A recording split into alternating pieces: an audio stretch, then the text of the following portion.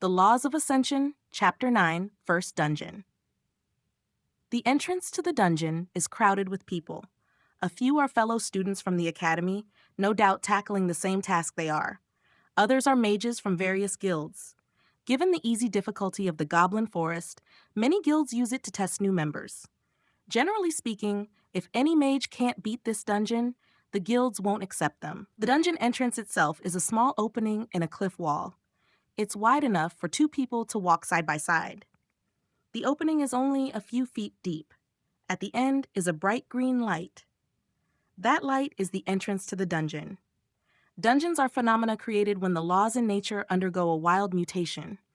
The difficulty of the dungeon, the monsters within, and its environment are all determined by the law and mutation. Dungeons can only be entered in parties of 6 or fewer. There has never been a dungeon that allows 7 people at a time. Multiple parties can enter a dungeon at once, however, they'll never encounter each other. Once inside a dungeon, you enter a separate space. There are a seemingly infinite amount of these spaces. Each space can only be entered by a single party. The monsters inside the dungeon don't leave behind corpses. Instead, they'll drop small crystals. They aren't guaranteed, but a chance to drop. The tougher the monsters, the better the crystals. These crystals will contain the law from which the dungeon mutated. They have many uses, but due to their abundance, they aren't worth much. The biggest profit comes from treasure and boss drops. The dungeon bosses have a chance to drop items. These items come from seemingly nowhere. However, a morbid theory exists, stating that the treasure comes from mages who have died inside. Their equipment and items are then distributed through other spaces, becoming the treasure. During their time in the dungeon, they change, which results in the treasure inside being better than before. All dungeons are given letter grades to represent their difficulty. The Goblin Fortress is an F-grade dungeon. It's the lowest grade, the order being F, E, D, C, B, S, SS, and SSS. SSS dungeons are incredibly rare, only numbering 5 worldwide. Of those 5 SSS dungeons, only 1 has been cleared. Despite the many attempts, only one party ever cleared it. They lost half their members inside, but brought out priceless treasures. Those treasures are the reasons people still dive into dungeons, despite the risk. There's a lot of people here now, Vehra has upon their arrival. She looks around, examining the people waiting. Now that school's started, others are taking the task. I think the guilds start their recruitments around this time too, so that's why it's no longer a ghost town. Lorik replies. Were there not many people the last time you were here? Sarah asks. Nope, not a single soul, Vera says before they start walking toward the dungeon. Why are they all waiting outside? Rowan asks after a moment. There are people camping out complete with tents. A few are even roasting meat over an open fire. Only a few are getting ready to tackle the dungeon. They're waiting for the mark to disappear. Dungeons leave traces we call the dungeon mark on you when you enter. They're harmless and disappear after 6 hours. But if you enter the dungeon again with it, then it'll become a type of sickness. It drains your soul power and stamina until you can't move.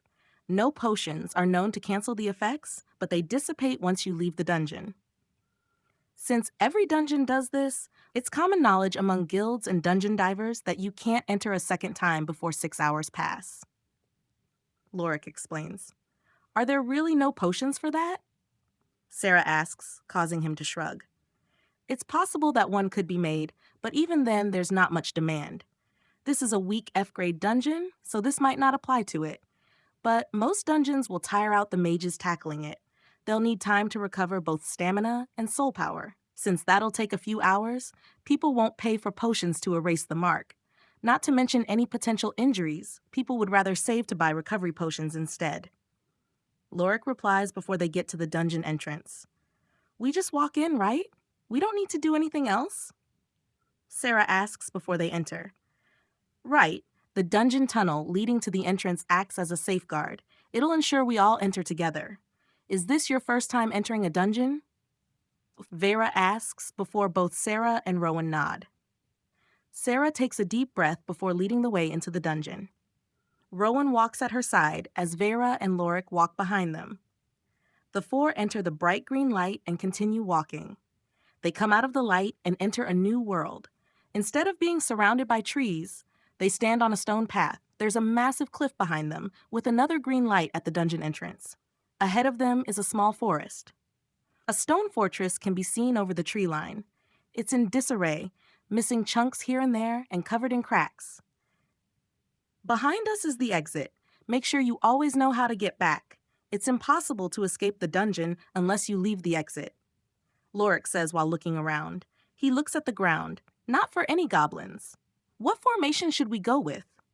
Rowan asks while taking out his shield and mace. Sarah and Vera take out both their weapons. Sarah straps her sheaths around her waist. Well, since we're all melee fighters, we should just surround the enemy, Vera says. We need a more concrete formation than that, Sarah says with a smile. So let's have Rowan take the lead. He'll tank the enemies and Lorik. You'll support him. Help keep them off his back and make sure he doesn't get overrun. Vera, you'll be the damage dealer and I'll be on support. So you're making the men lead the way then? Rowan asks jokingly. Sarah doesn't hesitate to start nodding, causing him to laugh. A group of 4 up ahead, Lorik says while pointing ahead. What makes you say that? Rowan asks while looking ahead. My eyes, Lorik replies while pointing to his eyes. There's a magic circle spinning in his pupils. What magic is that? All since when do you have 2 spells? Vera asks. I don't. I used my ability to cut my soul's limit. As long as I only jump up by 1 level, I can keep it going for an hour. But now I'm able to cast Hunter's Vision, which I'll learn upon becoming an 8-tier lesser mage. It makes it easier to see tracks left behind by monsters and creatures. I can also deduce how long it's been by the aura left behind. I can see a set of 4 goblin footprints up ahead. It hasn't been long since they passed, so they have to be close, Lorik explains. All right, then let's go, Sarah says before moving for Lorik to lead the way. How long can you use your ability to jump 2 levels? Vera asks as they walk. About 10 minutes, but after a few minutes the strain becomes too much. I might be able to last longer than 10, but that's all I've tried before. Lorik replies before stopping and pointing ahead. The others do the same and look where he's pointed. They've stopped by the trees and looking ahead, there's a small clearing. A group of 4 goblins are sitting in it. They're short with green skin. They have long noses and no hair. Each one has a brown loincloth on. One goblin is standing, but he's looking down. In its hand is a wooden club. More clubs rest next to the other goblins. What's the plan? Vera asks while looking at Sarah. Let's go around them to box them in. Rowan and Lorik, you 2 will stay here. I'll whistle when we're ready and you can come out then. Charge at them to draw their attention and we'll strike. Ideally, we'll take down 2 with a sneak attack before you reach them. Then we'll leave the last 2 to you. Sarah says before Rowan sighs. He nods and Lorik does the same. Sarah and Vera start walking around the clearing. They keep low to make sure the goblins don't see them. After a minute, Rowan suddenly sneezes. The 4 goblins jump up and turn toward the sound. Lorik starts laughing, helping them pinpoint it. Sorry, Rowan shouts as he and Lorik jump out of the bushes. They charge the goblins as they do the same. Before they meet Sarah and Vera, come out of the tree line nearby. Sarah tosses one of her daggers into a goblin's eye. It falls to the ground, having died instantly. Rowan grunts as a small blue wave covers his shide. He bashes the first goblin with it. The goblin's body goes limp as it gets knocked back. Lorik dodges the club of the second goblin before counterattacking.